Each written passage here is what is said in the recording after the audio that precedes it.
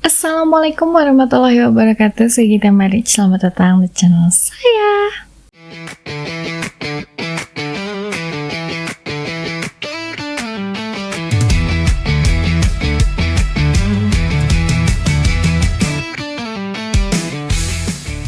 Buat teman-teman nih, pernah denger kan pasti soal Kamboja yang lagi ngehits banget gitu akhir-akhir ini. Negara kecil di Asia Tenggara yang bisa dibilang terkenal sama Angkor Wat. Di budayanya kaya, sejarahnya yang ya kayak gitu deh, cukup kelam bisa dibilang. Tapi kali ini kita nggak bakal ngomongin soal pariwisata atau sejarah kuno mereka, karena semua tempat juga sebenarnya punya ya. Kita di sini bakal sama-sama bahas sisi gelap dari Kamboja, kayak mulai dari kejahatan-kejahatannya yang terjadi di sana, kejahatan jalanan lah, penipuan lah, pokoknya macam-macam sampai kayak sindikat gelap ya, yang ngeri banget deh kalau sebenarnya gitu untuk diobrolin, untuk diangkat itu ngeri banget, merinding. Tapi mau nggak mau karena ini menarik dan emang lagi ramai juga diperbincangkan, jadi kita sama-sama siap-siap untuk mulai kupas.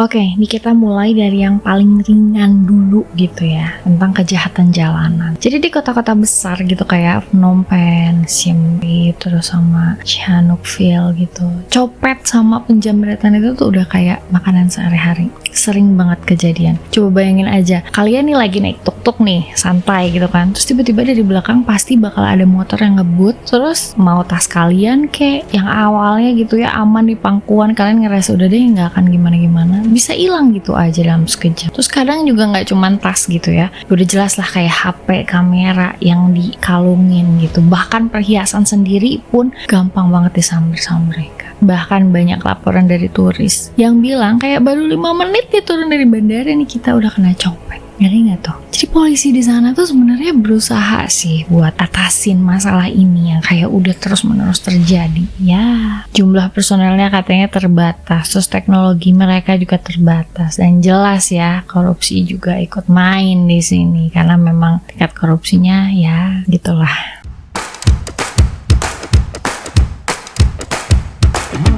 Nah, ngomongin tentang korupsi nih ya, ini nih salah satu akar dari kejahatan di Kamboja. Transparansi Internasional pernah naruh Kamboja di salah satu peringkat tertinggi dalam daftar negara paling korup di dunia. Korupsi di sini nggak cuma terjadi di level atas kayak pejabat kayak di negara Konoha gitu ya, enggak ya.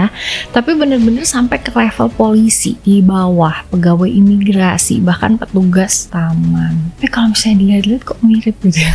Contoh kecilnya nih, kalian ditilang gitu karena misalnya bawa motor sewaan gitu tapi nggak ada SIM internasional. Nah, bukannya ditahan atau dikasih surat tilang gitu. Jadi di sana tuh kalian bakal disuruh denda langsung ke polisi tanpa kwitansi. Tapi belum tentu beres juga kan, kalau di salah satu negara yang saya tahu beres ya. Dan yang bikin makin suram, banyak banget kejahatan besar yang nggak pernah ditindak karena pelakunya bisa dibilang orang dalam, banyak channelnya, banyak yang bilang juga di Kamboja ini uang itu bisa menyelesaikan hampir semua masalah ya, mirip-mirip lah.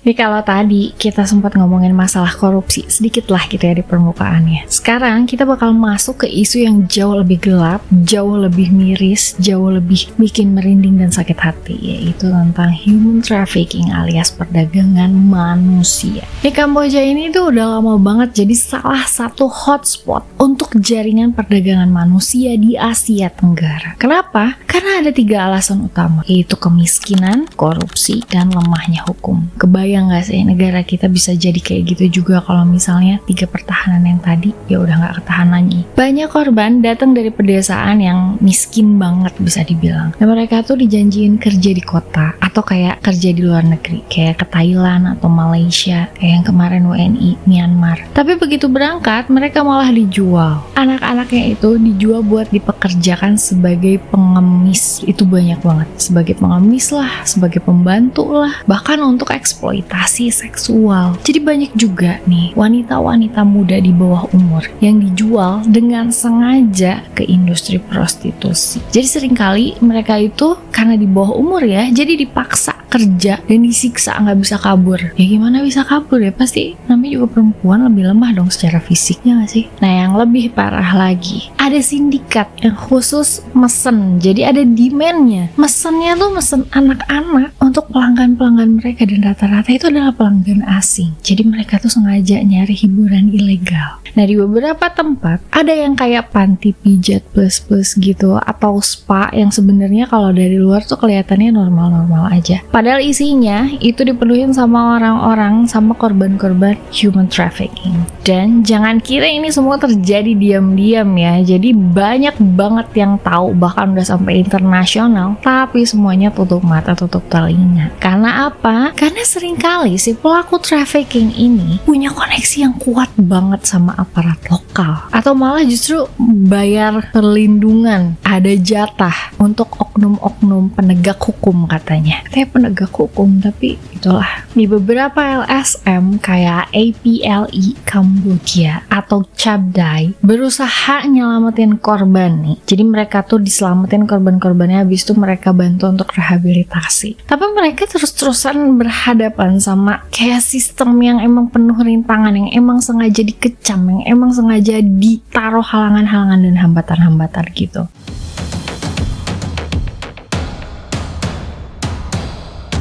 Ya sekarang kita bakal masuk ke era digital. Sekarang nih ya, era digital. Kejahatan itu nggak lagi selalu kayak turun ke jalan gitu. Sekarang banyak juga yang udah mulai pindah ke era digital, ke komputer-komputer, ke jaringan-jaringan yang lebih canggih. Jadi beberapa tahun terakhir muncul fenomena yang lumayan bikin ngeri ya, yaitu scam center di Kamboja. Jelas lah Kamboja temanya. Jadi ada banyak kompleks gedung besar gitu di kota-kota besar, di kota-kota kayak Sihanoukville, Phnom Penh, Bavet, yang dari luar kelihatan kayak kantor biasa, perkantoran biasa deh, gedung-gedung normal gitu. Tapi ternyata dalamnya adalah pusat operasi penipuan online. Jadi di dalam situ ribuan orang yang kebanyakan adalah warga negara asing yang mereka tujuannya ingin kerja gitu ya. Jadi mereka tuh ditahan secara paksa. Mereka disuruh kerja nih, tapi kerjanya itu berupa nipuin orang lewat internet. Jadi mereka tuh disuruh cari target lewat kayak aplikasi kencan, lewat Instagram, sosial media, WhatsApp kayak gitu. Nah kalau misalnya udah ada korban nih, udah dapat, dan mereka tuh bujuk buat investasi kripto. Udah gitu masuk ke platform palsu, pokoknya semuanya direkayasa gitu, dibikin sedemikian rupa. Niat banget. Yang tragis nih, para scammer ini sebenarnya korban juga, karena kan mereka itu awalnya dijanjiin kerja bagus, tapi bukan sebagai scammer ya. Jadi dijanjiin kerjaan sebagai customer service lah, sebagai admin, pokoknya kerja-kerja yang normal, kerja kantoran normal. Tapi ternyata begitu nyampe, paspor mereka diambil, ditahan, mereka otomatis nggak bisa pulang, mereka dikunciin di dalam gedung kayak di sekap gitu. Udah gitu dipaksa kerja kayak 12-16 jam sehari, dan kalau nolak itu mereka disiksa. Disiksanya tuh yang nggak main-main gitu. Bahkan sampai ada laporan nih, korban itu ada yang disetrum,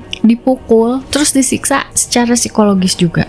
Kejam luar biasa. Di Kamboja sekarang lagi disorot banget nih sama internasional soal yang tadi itu. Bahkan PBB dan Interpol juga udah turun tangan, tapi proses pemberantasannya lagi-lagi lambat, lagi-lagi karena korupsi, lagi-lagi banyak keterlibatan pihak dalam, dilindungi, pokoknya jadi nggak bisa gerak lagi. Ujung-ujungnya tetap kayak gitu.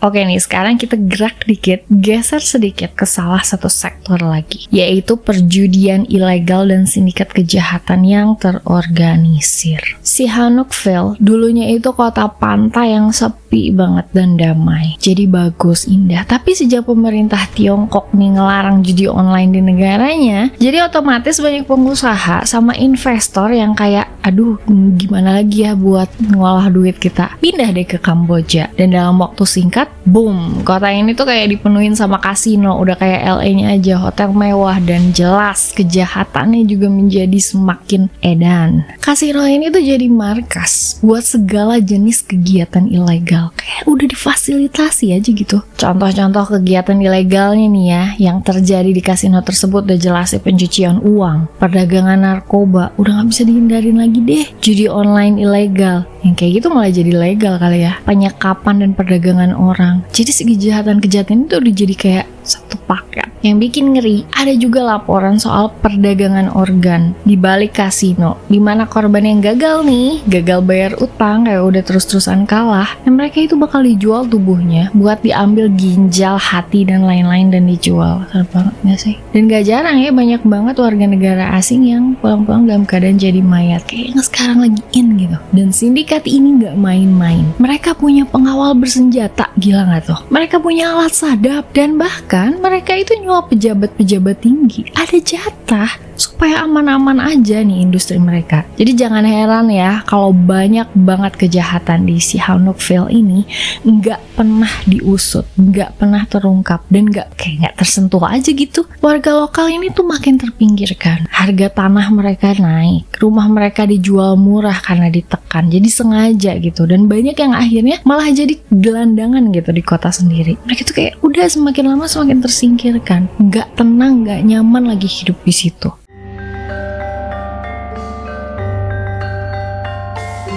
Pertanyaannya sekarang, gimana kabar warga biasa? Warga yang gak kesorot kamera gitu? Jujur aja nih ya, banyak yang kejebak di tengah situasi ini. Ya pasti gitu kan, mereka tuh harus bertahan hidup. Mereka harus survive di antara kekerasan, di antara eksploitasi dan ketidakadilan. Tapi polos juga gitu kan. Jadi banyak anak muda nih yang gak punya pilihan selain ya udah deh kerja apa aja, serabutan apapun mau gue lakuin. Atau malah justru tertarik gabung ke sindikat yang kayak tadi gitu buat dapat duit cepet. Saking tertekannya, tapi bukan berarti nggak ada harapan ya. Ada juga nih gerakan perlawanan sipil yang tumbuh di daerah tersebut. Jadi banyak aktivis, banyak jurnalis lokal juga, terus komunitas gereja atau Buddhist center gitu.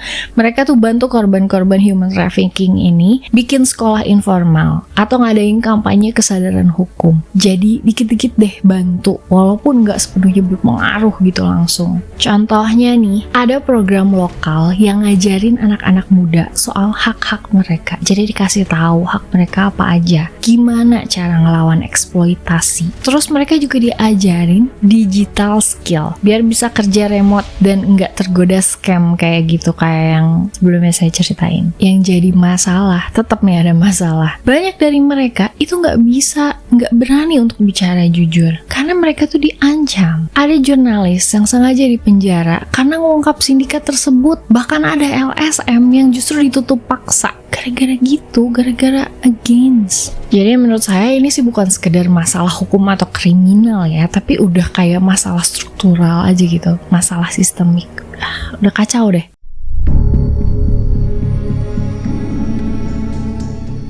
Ya, jadi setelah dengar nih semua tadi yang udah saya sebutin, kita bisa lihat nih sama-sama bahwa kejahatan di Kamboja itu bukan cuma sekedar kayak kasus kriminal biasa. Ini tuh udah masuk ke ranah masalah sistemik yang ngelibatin jelas ekonomi, politiknya ada, budaya juga, dan kemanusiaan tentu gitu kan. Jadi bukan cuma soal copet, judi ilegal, judi online, tapi ini tuh udah masuk ke soal manusia yang dijual, organnya, udah kayak barang dagangan aja ya. Pekerja yang disiksa juga, baik secara digital maupun fisik gitu ya. Terus warga lokal yang jelas kehilangan hak hidupnya. Hak hidup di mana? Di tanah mereka sendiri, kota yang istilahnya mereka tempati gitu. Dari dulu mereka di situ justru malah tersingkir. Tapi jangan salah ya, ini bukan video untuk ngejelek-jelekin Kamboja loh. Justru sebaliknya nih. Di sini kita sama-sama angkat cerita ini karena ini tuh penting, ini pengetahuan gitu kan. Karena semakin banyak yang tahu, makin orang ngerti, makin orang punya pengetahuan tentang ini, makin besar juga tekanan terhadap pihak-pihak yang selama ini tutup mata, yang selama ini cuek-cuek aja gitu. Dan mungkin kalian juga mikir, tapi kan gue cuma penonton di YouTube, bisa ngapain? Bisa banget sebenarnya. Hal yang bisa kalian lakuin itu pertama, bisa sebarin informasi ini seluas-luasnya. Jadi makin banyak orang yang tahu, makin besar juga kesadaran kolektif kita soal realita yang terjadi. Apa sih sebenarnya yang terjadi sama dunia ini? Salah satunya Kamboja. Yang kedua, kalau kalian punya kelebihan rezeki, bisalah kayak donasi ke organisasi lokal atau bantu korban korban human trafficking. Sebenarnya human trafficking ini terjadi bukan cuma di Kamboja ya, yang baru-baru ini aja 400 lebih WNI baru dipulangkan, baru berhasil dipulangkan gitu. Dan syukurnya mereka nggak kenapa-napa yang awalnya sudah diancam untuk dijual organ mereka gitu kan. Makasih ya Pak Kemenlu. Cuman tetap aja kita harus hati-hati gitu kan. Jadi nggak cuman concern di Kamboja aja nih kita, masih banyak negara-negara lain yang juga melakukan hal-hal seperti ini, tapi mungkin kita belum tahu gitu. Hal ketiga yang bisa kita lakuin adalah kritis kalau misalnya kita lagi traveling. Jadi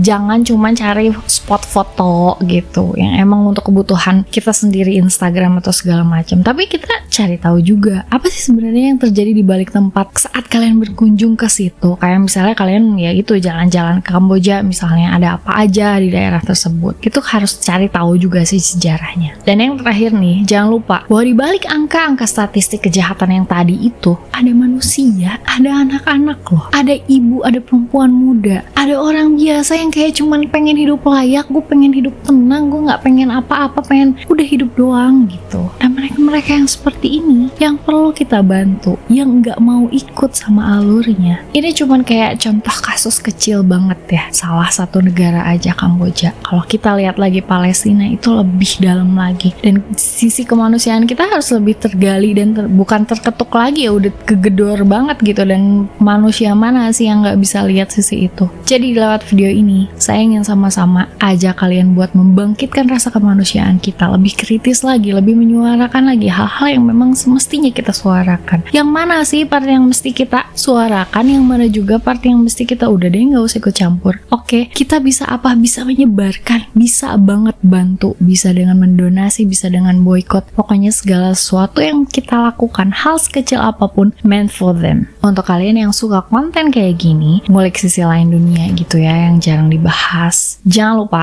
like, comment, share, subscribe, dan tulis di komentar apa sih menurut kalian solusinya yang paling masuk akal, yang paling terbaik deh untuk hal-hal seperti ini, untuk bantu ngurangin kejahatan baik di Kamboja, Palestina, ataupun negara-negara lain yang terancam. Mungkin negara kita juga ya yang mungkin ngalamin hal serupa, walaupun gak sekejam itu sih. Makasih banyak untuk kalian yang udah nonton video saya dari awal sampai akhir. Jaga terus kesehatan fisik dan kewarasan mental kalian karena itu penting. Sampai ketemu di video saya selanjutnya.